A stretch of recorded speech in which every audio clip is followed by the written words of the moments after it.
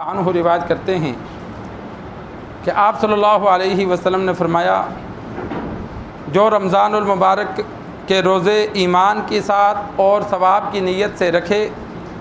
تو اللہ تبارک و تعالی اس کے گزشتہ سارے گناہ معاف فرما دیتا ہے، اور جو رمضان کی راتوں میں قیام ایمان اور ثواب کی نیت کے ساتھ کرے تو اللہ تبارک و تعالی گزشتہ اس کے سارے گناہ معاف فرما دیتا ہے۔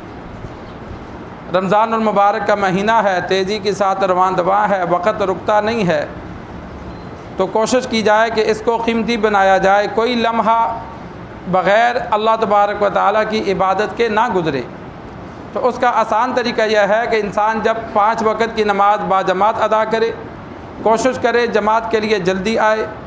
اور نماز کے بعد اگر وقت ہو تو قرآن مجید کی تلاوت کی جائے، گھر میں قرآن مجید کی تلاوت کی جائے، مساجد میں کی جائے، اسی طرح چلتے پھرتے استغفار پڑھا جائے، درود پاک پڑھا جائے، اللہ تبارک و تعالیٰ کا ذکر کیا جائے۔ یہ ذکر ایسا عمل ہے، اس کے لیے وضو کی ضرورت نہیں ہے، غسل کی ضرورت نہیں ہے، اور ثواب کا ثواب ہے۔ انسان کام کر رہا ہے، اٹھتا ہے، بیٹھتا ہے، چلتا ہے، پھرتا ہے، گپ شپ کے بجائے، خاموش رہنے کے بجائے اپنی زبان کو ذکر پہ لگائے، چلتے پھرتے اٹھتے بیٹھتے یہ اللہ تبارک و تعالیٰ کا ذکر کرے، سبحان اللہ والحمد للہ ولا الہ الا اللہ واللہ اکبر، اور جتنے کلمات ہیں۔ اور اس کے ساتھ ساتھ جن چیزوں سے روزہ ٹوٹتا ہے انسان ان کو بھی ذہن نشین کر لے۔ ایک مسئلہ ساتھ ذہن نشین کر لیں کہ روزے کی حالت میں کلی کرنی ہے، ناک میں پانی ڈالنا ہے، لیکن کلی کرتے ہوئے غرغرارے نہیں کرنے، اور ناک میں پانی کھینچنا نہیں ہے۔ اگر کسی نے کلی اتنی زیادہ کی کہ پانی اندر چلا گیا تو روزہ ٹوٹ جائے گا، ناک کے اندر پانی اوپر کو چلا گیا تو روزہ ٹوٹ جائے گا۔ تو غسل کی ضرورت بھی ہو پھر بھی غرغرارے نہیں کرنے، بس منہ میں پانی ڈالنا ہے، ناک میں پانی ڈالنا ہے، کھینچنا نہیں ہے۔ اور اسی طرح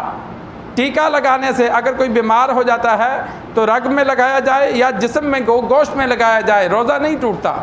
اگر مجبوری ہو گئی، شدید درد پیٹ میں ہو گیا، سر میں ہو گیا، جسم میں کہیں تکلیف شروع ہو گئی، تو اب انسان ٹیکا لگوا لے، دوائی نہ کھائے۔ دوائی کھانے سے تو روزہ ٹوٹ جائے گا،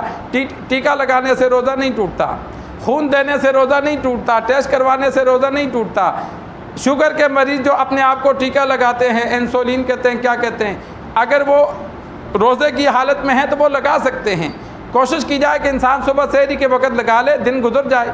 لیکن اگر کوئی مجبوری ہے، شام کے وقت شدید ضرورت پڑ گئی تو وہ لگا سکتے ہیں۔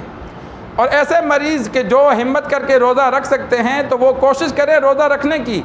دوبارہ رمضان نصیب ہوتا ہے یا نہیں ہوتا، رات کو انسان سحری میں دوائی لے لیتا ہے، ڈبل لے لیتا ہے کہ کوشش کرتا ہوں روزہ رکھا جائے،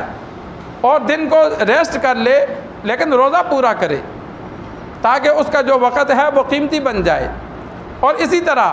جو یہ گلے میں بعضوں کو دمے کی بیماری ہوتی ہے یا سانس کی بیماری ہوتی ہے تو وہ دوائی ملتی ہے جو گلے میں مارتے ہیں، انہیزولین کے پتہ نہیں کیا کہتے ہیں، ہمیں تو نام بھی نہیں آتے، تو وہ تو اللہ تبارک و تعالی ہم سب کی حفاظت فرمائے۔ تو کسی کو ایسی بیماری ہو تو اگر دن کو وہ دوائی لے گا تو روزہ ٹوٹ جائے گا۔ اگر بغیر دوائی کے اس کا دن گزر سکتا ہے تو پھر روزے رکھے، لیکن اگر اس کو یقین ہے کہ میرا بغیر اس طرح بار بار سانس کے لیے اس کو استعمال کیے میرا وقت نہیں گزر سکتا تو پھر وہ روزہ نہ رکھے، وہ روزوں کے بدلے فدیہ دے گا۔ جو بندہ بوڑھا ہے، روزے نہیں رکھ سکتا، یا ایسا مریض ہے کہ جو بالکل روزے پوری عمر نہیں رکھ سکتا، تو وہ ہر روزے کے بدلے 2 وقت کا کھانا ایک غریب کو دے گا، چاہے کھانا دے دے چاہے پیسے دے دے۔ کم سے کم جو مقدار ہے وہ 150 روپیہ ہے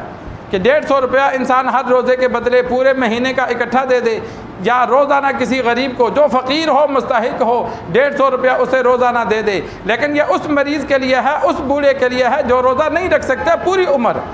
جو ابھی گرمیوں کے روزے نہیں رکھ سکتے، سردیوں میں رکھ سکتے ہیں، تو پھر وہ روزے نہ رکھیں، سردیوں میں قضا کریں گے۔ فدیہ وہ دے گا جو مرتے دم تک روزہ نہیں رکھ سکتا، ایسا بیمار ہے کہ اب نہ سردی کے نہ گرمی کے وہ رکھ ہی نہیں سکتا، تو ایسا بندہ جو ہے وہ فدیہ ادا کرے گا۔ تو اسی طرح دھواں انسان اگر گلے میں کھینچے گا، جیسے سگریٹ کا، حقے کا، یا آگ جلائی، جیسے آج کل بھاپ لیتے ہیں کرونا کی وجہ سے جو یہ مشہور ہوا، تو یہ ایسے کرنے سے روزہ ٹوٹ جاتا ہے۔ اگر بھاپ لینی ہے تو یہ رات کو لی جائے، دن کو نہ لی جائے،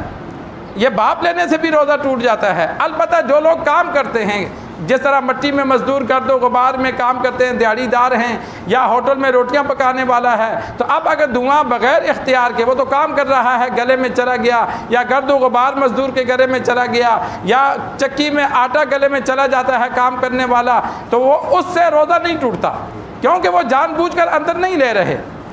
جس طرح پراٹھے پکانے والا ہے، اس کو بھی گلے میں دھواں محسوس ہو جاتا ہے، یا اسی طرح جو چکی میں آٹا پیستا ہے تو وہ پورا سر سے پاؤں تک آٹا ہی آٹا اس کا بنا ہوتا ہے، تو اس کے گلے میں بھی تھوڑا بہت آٹا چلا جاتا ہے۔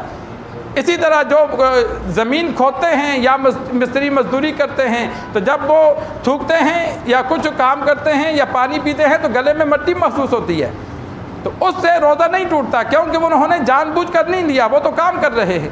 گھر میں عورتیں کام کرتی ہیں جو سحری افطاری بناتی ہیں، تو افطاری کے وقت اگر ان کے گلے میں دھواں چلا جاتا ہے یا کچھ چیزیں ذرات چلی جاتی ہیں بغیر اختیار کے، تو ان سے روزے پر کوئی اثر نہیں پڑتا۔